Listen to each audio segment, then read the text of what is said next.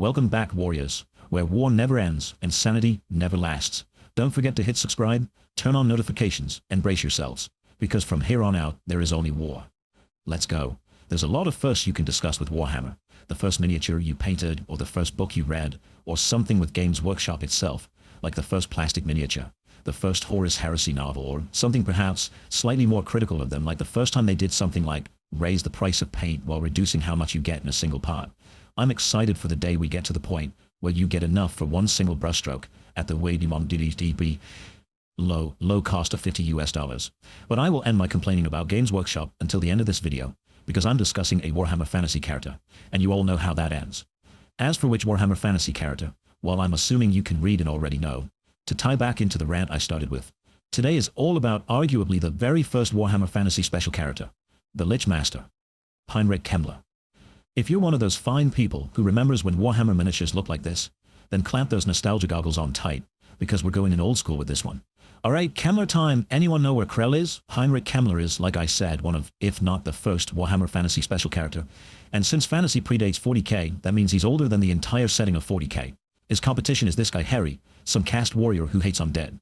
Though from my research, Kemmler was an actual character first, and not artwork that later became a character. Either way, the point is, Kemmler is old as hell. And I'm only mentioning Harry because if I don't, there's going to be 500 comments going, actually, and bringing him up. Now that I've gotten my straw man of the video out of the way, onto the lore. So old is Kemmler, in fact, that when he was introduced, Warhammer was equal parts tabletop wargame and RPG. There were rules for expanding on your army as a game of Warhammer went on, and truth be told, from what I could find on the game, it barely resembled modern Warhammer at all. He's had his old lore almost entirely rewritten at one point, so let's cover both iterations of the character.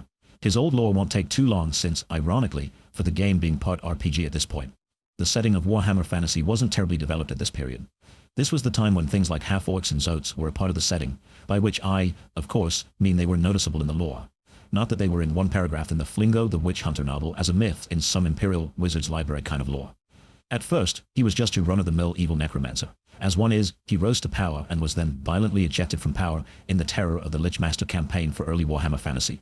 He fled and wandered to some monastery, pretending to be a pilgrim. But unfortunately for our boy Kemmler, the abbot charge managed to see through his disguise and separated him from a source of power, which at the time was left unclear what it was. But now we would know it was the magical wind of Shashish, death. How the hell this random abbot managed to do this is unclear, because that's some crazy power right there. Would have been real helpful to have at any point in Warhammer history. Honestly, could have just thrown that guy in Malachi, and there's half the problems of the world solved. After this, he wanders around for a while, and the abbot thinks that his problems are over, but Kemmler found a demon of Nurgle who is, for some reason, interested in necromancy. Necromancy supposedly is an anathema to chaos, but early on, this wasn't so. The demon said in exchange for allegiance to Case, he'd restore Kemmler's power, and even give him a little bit of each person who solely gave to the demon. I gotta say, that's probably the single most straightforward and non-manipulative a demon has ever been in these settings. Just straight up serve me, you get your magic back, and a little bit off the top of everyone you get for me.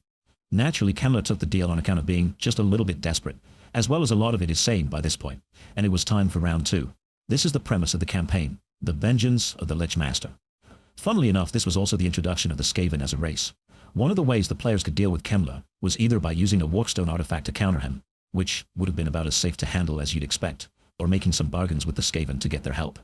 He started attacking isolated places such as hamlets, dwarf outposts and the like, during which time the players had a chance of limiting what damage he could do. Eventually, he's secure enough to raise an ancient champion, Hans Swimmer. Apparently Krell changed his name in the 4 decades or so since. Now and then this happens, and he decides to launch an all-out attack on the Abbey where he lost his powers. Then, the players put him in the ground for good. This time at least, that's the lore of the story. Theoretically, the players could fail to defeat him in either of these campaigns, and the happy ending just doesn't happen. And thus ends the tale of Heinrich Kemmler, the Lich Master, until it was time for some retcons and more modern canon.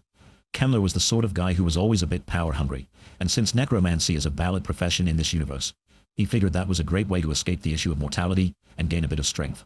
Much like Cetra, Kemmler realized he was going to die eventually, although he handled it perhaps less gracefully than Cetra in his mortuary cult. By the time he was around 40, he could just walk into a graveyard, and a couple minutes later, walk out with a few hundred of his new closest undead friends. He would just ransack anywhere he went looking for knowledge. Powerful wizard hidden from society. You're getting your fancy tower absolutely looted. Ancient temple that stood strong for 1,000 years? Apologies, but it won't be making it to 1001 years after Kemmler's done with it. There once was a council of 9 necromancers, very creatively known as the Council of 9, which is some of that GW creativity coming at you hot and fresh out of the oven. Anyways, yeah, he beat them. They were Bretonnians, so this was a service to the world. Undoubtedly, they could have been 9 Mother Teresas, and I would have supported the murder of Bretonnians. There was also, of course, the time he killed 3 vampire wizards in the Empire, known as the Vampire Wizards of Bloodworld. The naming scheme continues, as does Kemmler's win streak. He also fought a lich and absolutely bodied that bastard. Straight up gave him the old 1-2 buckle his shoe. Indeed, this is how he gets the name the Lich Master in modern canon, and for decades this just kept going on. Kemmler and a few thousand zombies show up, take whatever Kemmler needs, clown on the guy in charge, and then leave. Unfortunately for Kemmler, he apparently forgot the setting he was in, and how no one in it is going to turn the other cheek. Enough of the people he with were apparently left alive that he ended up getting quite the alliance formed against him. And at the Battle of 10,000 Skulls, the name that manages to be both metal as hell, unbelievably informative, and unbelievably uninformative all at once, his many enemies finally brought him low. He managed to drive them off, but Kemmler was left broken in mind and body. Then he found the great tomb of an even greater chaos champion, Krell. Now properly named, he struck a pact with the Dark Gods, same as before, just a bit fancier this time around, and got himself a little manservant for his troubles. Well, little, twice as tall as him. Same difference, really. And then they just started going ape all around the world. They attacked an abbey again, because why not at this point? Though unfortunately some Bretonnian or other managed to drive them and the Skaven that were also attacking off. Probably through the power of giving the Lady of the Lake enough of his hard-earned simp bucks until she gave him a power-up or something. I don't know, the kink also liked to screw with the widows every now and then. Apparently the Azurite live on top of at least a couple of ancient human burial grounds that are focal points of magic. Unfortunately for the Wood Elves, who relied on these magical cairns to help keep their trees in tip-top shape, Kemmler wanted to ransack them for their magical energies, like a Captain Planet villain. And he did. He was smart enough to realize that the people who lived in trees would be weaker during winter, and the Peep Guiding, land went through without a hitch despite the widow's interference. He started going ham in Athel Loren, and managed to get farther toward the Yoke of Ages than any threat prior, which is pretty damn impressive, considering the forest can warp time so you age to dust in moments. Durthu managed to wake up enough trees to drive Kemmler and Krell off, and some dude named Gilan sacrificed himself as well, but it was still massively damaging for the Wood Elves. Apparently he had been coming and going for many years before this invasion, and if he was spotted, he'd either age the Wood Elves themselves to dust to be funny, or just sick Krell on him. Not many things survive close contact with Krell. Platinum, so this was as good a solution to staying hidden as any. If they ever managed to corner him, he just turned into smoke and vanished. Kind of a dick move, but Warhammer's Wood Elves certainly deserve something like that happening to them every now and then. His actions during all this time were secretly guided by Nagash, unbeknownst to him and Krell. As someone who was undead, Krell naturally found Nagash's role a release. That's how he viewed it. Plus Krell's at one point one of Nagash's lieutenants. Sure, a Sigmar might have caved Nagash's skull, and then dealt with all those armies. But death isn't really something that stops anyone who's already come back from it once. With Kemmler reviving Krell, this was his third life by this point. So Nagash was always trying to manipulate things so that Krell would end up under his control once again. And funnily enough, he wasn't terribly interested in Kemmler. And of course, they came to blows with Gotrek and Felix at one point. Spoilers ahead for 2 of the Gotrek and Felix books, by the way. Once upon a time, there was a beastman shaman who was trying to cast a spell. This in itself wouldn't be too noteworthy. I mean, they're wizards after all. But the shaman, you see, had found a really big magical rock, and his ambition matched the size of his rock. He wanted to cast a spell that would turn the entire empire of man into beastmen, just like him. Naturally, Gotrek and Felix were going to put a stop to this, alongside his small armory of Imperials, in a character from their very first book. But they also had the help of some crazy old guy who knew the land. He would help guide them through the barrows underneath where the beastman was performing his ritual. In exchange, Gotrek and Felix would kill the bastard. When pressed on why he knew the route through these barrows, he said he was a grave robber. They weren't exactly pleased to have his help, but they didn't have many choices by this point. Naturally, the beast shaman is slain. I mean, it's Gotrek and Felix. Anything fighting them is in for a Nick Noble defeat within a few minutes. But as I'm sure literally everyone watching this could have guessed, this crazy old man with a suspicious amount of knowledge about cairns, filled with the dead, wasn't just some one-off book character. It was Kemmler, and Krell wasn't far behind either. Gotrek, Felix, and the rallying forces go from celebrating that the beastman was slain to panicking as the undead rise all around them. Alright, Yakatrick wasn't panicking. That just didn't happen. Everyone else was, though. Gotrek absolutely flipped over Krell showing up, because it turns out Krell was in the Book of Grudges quite a bit. Him technically being alive means his grudge couldn't actually be crossed off, and they begin dueling. Krell's axe apparently puts glass shards into the veins of whoever it strikes, though, and Gotrek looks to be on the verge of defeat, even regardless of this. To avoid too many spoilers, I'll say that, of course, this doesn't happen. But it's interesting because while Kemmler and Krell are driven off, most of the Imperial forces fighting alongside Gotrek and Felix perish to the massive army of undead that Kemmler has circling around him at any given moment. Plus Gotrek is nearly put in the ground, and Felix was left pretty badly wounded himself, as was that character that returned from the early adventures, but I'd rather not spoil more about her than necessary. Snorri was also there, but I don't want to think about Snorri because I don't want to be sad right now. After this, we get to the inevitable bit of Warhammer Fantasy characters that aren't one-off characters in some random book, where I need to discuss the end times lore they're a part of. The good news is that with Kemmler, there's actually not much end times lore to discuss, or exposure to the subject will be limited. The bad news is that this is because Kemmler has done so horrendously dirty, especially given his status as the first Warhammer special character in existence. Krell makes it out better, but Kemmler is on. Once again, GW changed up Kemmler and Krell. No, they didn't rename Krell after the composer of Modern Warfare 2 again, but they did make it so that Krell is more or less the one in charge of Kemmler now, rather than the other way around, which only makes sense. Of course, clearly the one who needs a constant source of magic due to being a necromantic being is the one in charge of the operation, not the guy actually giving him the magic he needs to stay around. Whatever, this is hardly the worst revelation the end times gave us.